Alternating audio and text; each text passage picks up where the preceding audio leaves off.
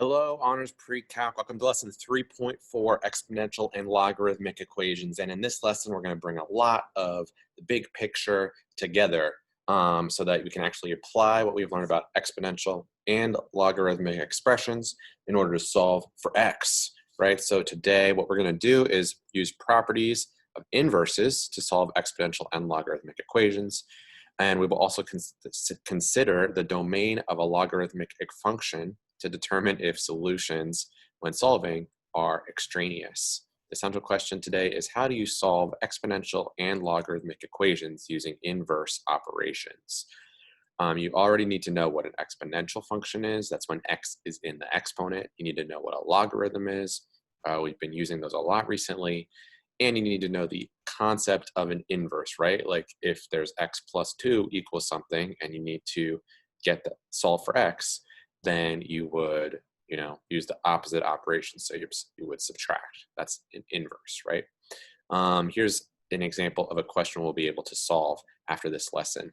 Solve the following logarithmic equation and check for extraneous solutions. So you see something like this, you're going to be able to solve for x to make this equation true. All right? So I'm going to switch over to the notes and we'll get started. So here are our notes, and right at the top you'll see our inverse properties are listed here. We have log base a of a to the x equals x, natural log of e to the x equals x, a to the power of log base a of x equals x, and e to the ln x equals x. And these are all ways that you can cancel things out in order to solve for x. So we've already talked about how logarithms and exponential expressions are opposites or inverses, but now it's about actually applying this, all right? So let's look at letter A, 2 to the x equals 32. Now in the past, what we would have done is tried to figure out how can we make these two sides of the equation have the same base so that we can set the exponents equal. And that would work in this question, but I want us to try these properties up here to solve for x instead. So 2 to the x, that's an exponential expression, and we've said that the opposite is to use a logarithm. And so we're going to look at this property right here. And so what we do is we say log base a of a to the x. So we have the a to the x, the a is 2. And so we're going to do the log base 2 of each side. So I'm going to write it as log base 2 of 2 to the x equals log base 2 of 32. So it's an equation. We have to keep balance, so we do the same thing on both sides. This side is going to turn out a lot nicer. So log base 2 of 2 to the x, that cancels out and just leaves us with x. You can think of it, if you want to, as the x exponent is coming to be to the front as a coefficient, and then we have log base 2 of 2, which is 1, so it becomes x times 1. Or you can just remember that these are opposites, so they're going to cancel out and leave us with that exponent. And so this equals log base 2 of 32. And then the question becomes, well, what's that answer? And remember, a logarithm is really asking a question. It's saying 2 to what power equals 32? Perhaps you are aware that that's 5. Awesome. This is a nice question because it gives us a nice answer. If you were not aware of that, the calculator can help you out. And if you have a TI 84 graphing calculator, you know that you can press math and then A, which is log base, change the base to 2, put the number 32 inside, you would get the answer, right? And that's the calculator answering the question, 2 to what power equals 32. If you have a different version of a calculator that doesn't have the availability of changing the base, remember you can also use that property from last lesson or 2 lessons ago, when you can do log of 32 divided by log of 2 and get the same answer. Okay, letter B. Let's take a look at this one. Natural log of x minus natural log of 3 equals 0. All right, so there's a couple different ways we could solve this. I want us to try to use these inverse properties. So in order to make this work, I'm going to add the natural log of 3 to the other side because I want to get this x isolated. And now I'm going to look at this property right here, this inverse property, because I have a natural log of x to get rid of it, I'm going to exponentiate. I'm going to make it an exponent of an e. So I'm going to make e to the ln x equal e to the ln 3. And now if we use this property up here, what you're going to find is that on the left, this just equals x. On the right, e to the ln 3. Well, just like this, that x is replaced by 3 in this side of the expression, so that's going to become 3, and we get our answer.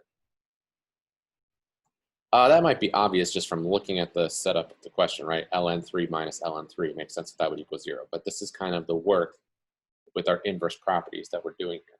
All right, let's look at letter C. We're trying to solve for that x. Right now, it's an exponent, so we're going to introduce a logarithm in order to be able to cancel this out.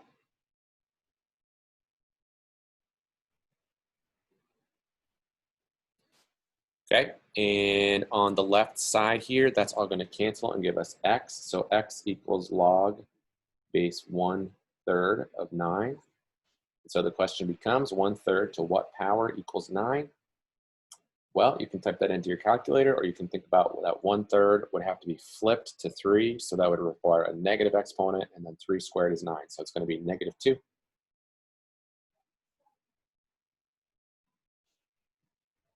But it's up to you. The calculator will give you that same answer. Let's look at letter D.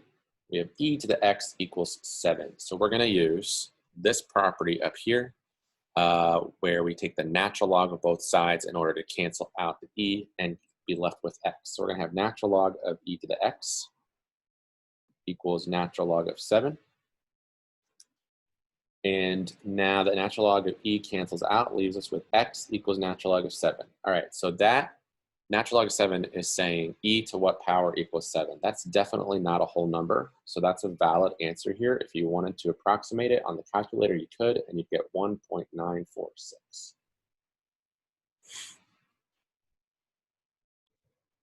All right, let's try letter E. So here we have natural log of x equals -3. Much like in letter B, we're having a natural log that we want to be able to get rid of. The natural log of x is already isolated, so we're going to raise it as an exponent of an e. So that'll be the inverse of the natural log. So e to the ln x equals e to the -3. The left side just becomes x. And now we kind of get stuck, right? E to the -3 is not going to simplify. So if you leave the answer like that, we could write it as 1 over e to the +3, or we could approximate it and we would get 0.050. So any of those are valid representations of the answer here. Okay, and then in letter F, we have log of x. Remember, if there's no base written, it's assumed to be a 10. So this is like a log base 10 of x equals -1. So in order to get this x isolated, since we already have the log of x isolated, now we're going to raise it as an exponent or exponentiate with a base of 10, because that's the base that's written there. Okay, so we have 10 to the log x equals 10 to the -1. That just gives us x. 10 to the -1, which is really 1 over 10 or 0.1. And that's exact, so we can leave it like that. All right, so that's kind of how we use that, but the equations can get a little bit more complicated, so we're going to keep going here with a couple more examples. Let's look at example 2. In this one, we have e to the -x² equals e to the -3x minus 4. We can use that one-to-one property to realize that since the bases are the same, the exponents are going to have to be equal. But if we want to use the inverse properties from this lesson, what we're really doing is taking each side and taking the natural log of it.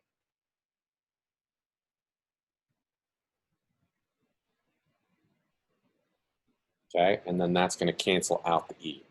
So we have -x² equals -3x minus 4. Now we have to solve this for x. So I'm going to add x² to the other side so that the x² becomes positive, and we end up with x² minus 3x minus 4. That factors to x minus 4 times x plus 1. So we get two answers, 4 and -1. let's look at letter B. 3 times 2 to the x equals 42. We're going to try to solve this for x. So the first thing that we want to do is try to get the 2 to the x isolated, because then we know how to do the inverse operation of the exponent. But we can't do that with this 3 here. So before we even start, we want to divide both sides by 3.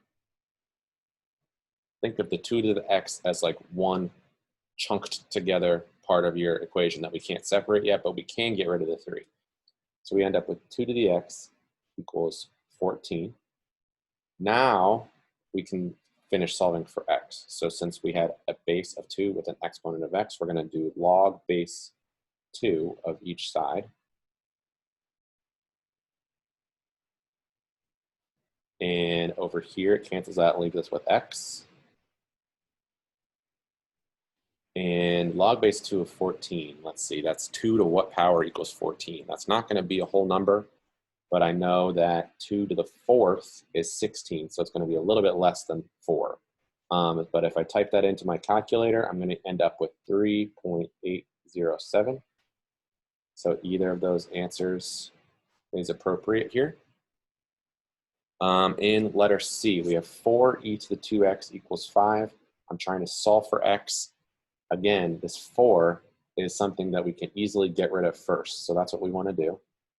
We're going to end up with e to the 2x equals 5/4. And now we're stuck. So now we're going to try to get rid of the e, but it has an exponent right now, so we're going to have to do natural log of each side.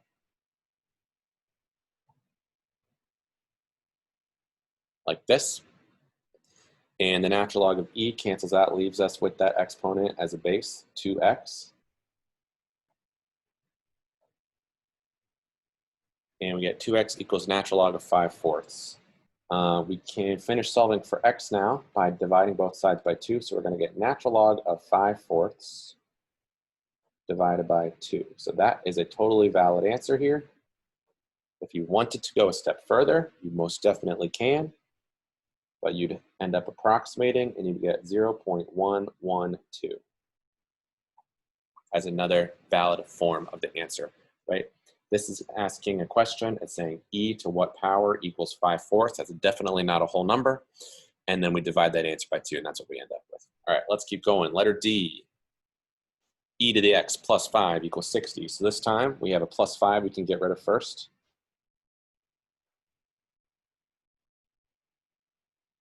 Now we're trying to get the x by itself. So we're going to take the natural log of each side. And on the left, the natural log of e to the x cancels and leaves us with that x that we wanted. And now we have the x isolated. We have natural log 55. It's saying e to what power equals 55. That's not going to be a whole number. So that's the exact version of our answer. If the question asked us to approximate, we would get 4.007. And letter E, last one on this side of the page. E to the 2x minus 3e to the x plus 2 equals 0. Okay, this is probably the trickiest one, I would say, on the whole notes sheet, because we're going to think about this as almost like it's a quadratic with e to the x being the variable. Here's what I mean. Think of this first term as e to the x squared minus 3e to the x plus 2 equals 0. When you get to calculus, you're going to learn something called u substitution, which is where you use just the variable u. It's just a letter that's randomly chosen. And you can replace other things in your equation with u to make it easier to solve. And in this question, if we do something like that, if I say, let's let u equal e to the x, I'm going to rewrite this, and you'll see it now looks like u squared minus 3u plus 2 equals 0. And now it looks like a quadratic. And that's something that we know how to factor. So if we factor this, we end up with u minus 2 and u minus 1, right? U squared minus 3u plus 2, yeah. And now, we don't want our answer to be in terms of u's. So we can change this back to e to the x, and we end up with e to the x minus 2 times e to the x minus 1. Because we want our answers to be in terms of x, not in u, but we used u to help us get there. Now in this question, thinking about it as u is not necessary if you could already see that from this first step, but I wanted to show you that because that's going to be something that you learn eventually. And now we can set each of these factors equal to 0. We add 2, and we add 1. And we're going to take the natural log of both sides for both. Running out of space down here.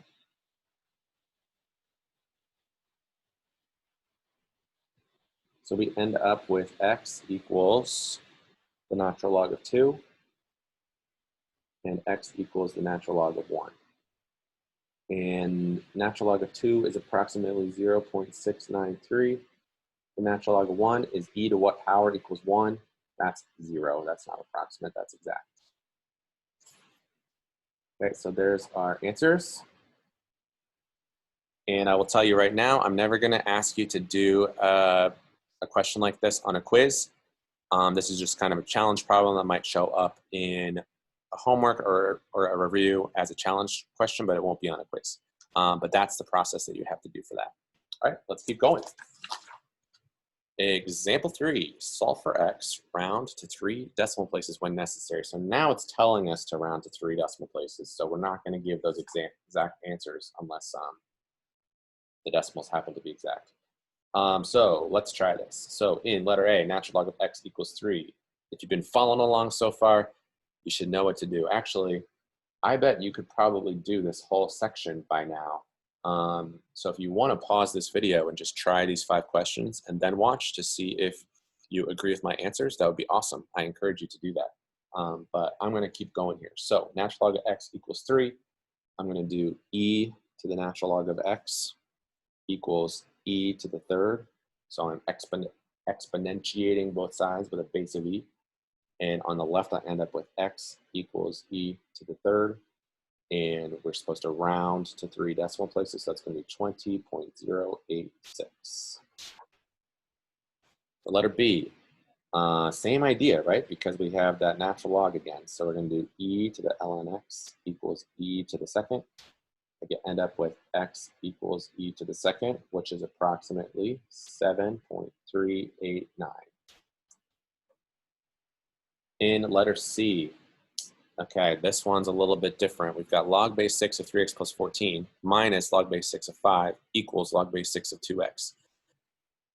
We don't want to try to get rid of the logs yet when there's more than one log on one side of the equation, because that's going to just kind of mess us up. It's going to be nicer if we combine these first. So what we're going to do here is remember that to condense 2 logarithms with subtraction, we change it to division inside of 1 logarithm. So that's what I'm going to do first.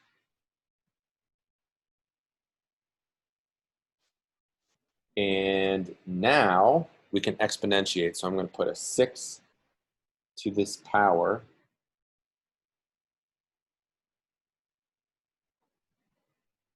equals 6 to this power. And the great thing about this question is that both sides were log base 6. So both sides logs cancel out, leaving us with 3x plus 14 over 5 equals 2x. So now I'm going to finish solving for x. So I'm going to multiply both sides by 5. I'm going to subtract 3x. And I'm going to divide by 7. And I get x equals 2. All right, let's keep going to letter D. I'm going to try to isolate the x. So I'm going to subtract 5. I'm going to divide by 2. And now I'm going to exponentiate with a base of e. So e to the ln x equals e to the negative 1/2. And we get x equals e to the negative 1/2. Remember, this example told us to round all of our answers to 3 decimal places. So that would be 0.607 in this question. In letter E, okay, first thing I see is that we've got a 2 outside that we can definitely divide first so that we have log base 5 on its own. So we do divided by 2, divided by 2. And now I'm going to raise both sides to become exponents of the number 5 because this was a log base 5. And now I end up with 3x equals 25, which is pretty nice, right? On this side, the 5 log base 5 canceled. On this side, 5 squared is 25. And now we can divide by 3 to get our final answer, which is going to be 25 over 3. That's exact, but again, the question did tell us to round everything to 3 decimal places. So let's do that. And we're going to get 8.333.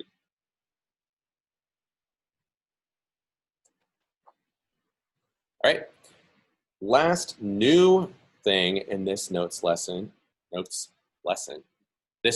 is a lesson, is the idea of extraneous solutions. So you might remember from your square root or quadratic unit back in Algebra 2, and we might have even seen it a little bit this year, the idea of an extraneous solution. So sometimes when you're solving an equation for x, you perform an operation that introduced kind of solutions that aren't real. It's like when you square root and now you have plus or minus, but maybe the original only wanted the positive or something like that. And in logarithms, it happens when we multiply and we end up with something squared, which is going to happen in this question. And the problem is when you go back to the original, you need to make sure that every time that you plug in for an x within a logarithm, it needs to be a positive number, because if you end up with a negative number inside of a logarithm, it's impossible, right? Think about a base of 10. 10 to what power equals negative 10? Like 10 to any power is never going to be a negative answer, and you can see that on the graph of a logarithm, it doesn't have any negative answers or negative. It's ever on the left side of the graph. Hold on, let me just pull this up here. Let's just look at the log of 5x, or just the log of x. Right, like we're never going to be able to plug in -5 and get a y value because the answers are only over here. It's not part of the domain. So if the value that ends up coming up is negative, we know we have a problem, in other words. So let's try this. Okay, so the first thing we're going to do is try to make sure there's only one logarithm on this side so that I can actually do my inverse properties. So since there's addition in between, I'm going to multiply 5x and x minus 1 inside of one logarithm. That way I can take this logarithm, since it has a base of 10, and exponentiate.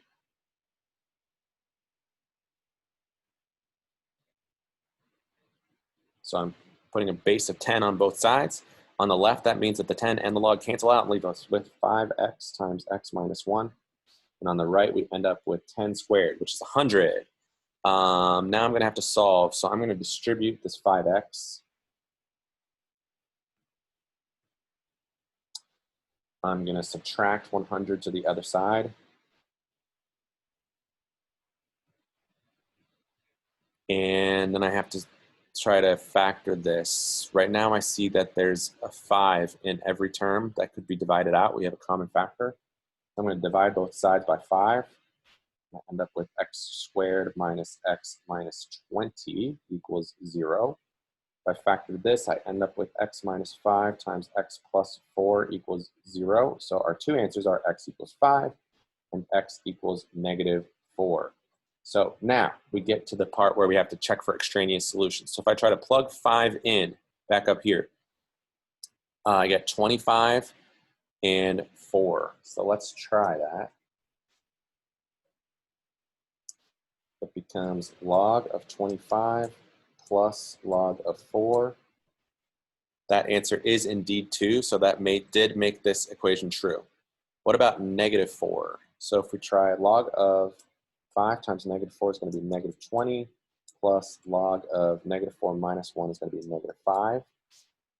You can see that we get an error, non-real answers, and that is because of exactly what we were saying before, right? We can't have a negative number as the answer of 10 to a given power. You can't have a negative number inside your logarithm like this. It doesn't work. You can have a negative number as a base, but you can't have a negative number as your answer. It just does not work.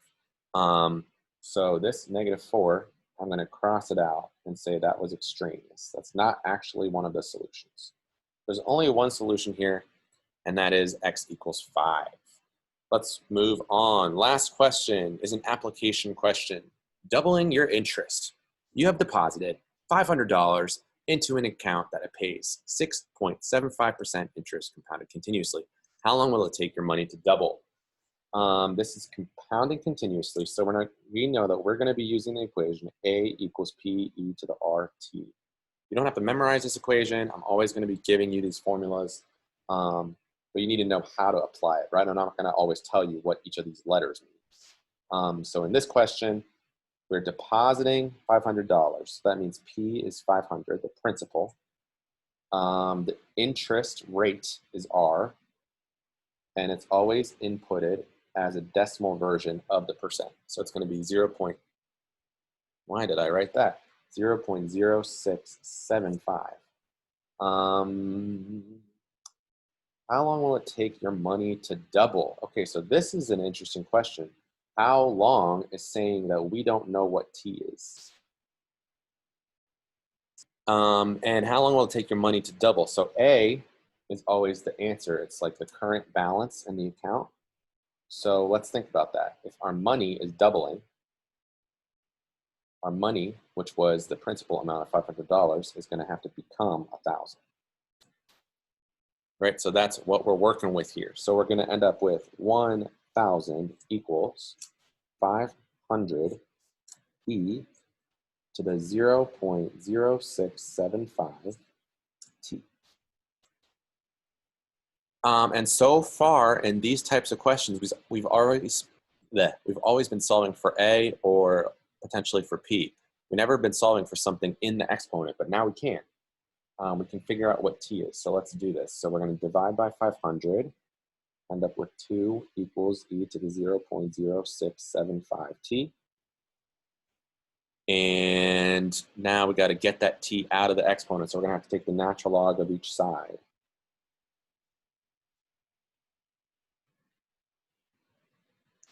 And I can't do anything with that natural log of 2, but on the right side, the natural log of e cancels that, leaves us with 0.0675 t.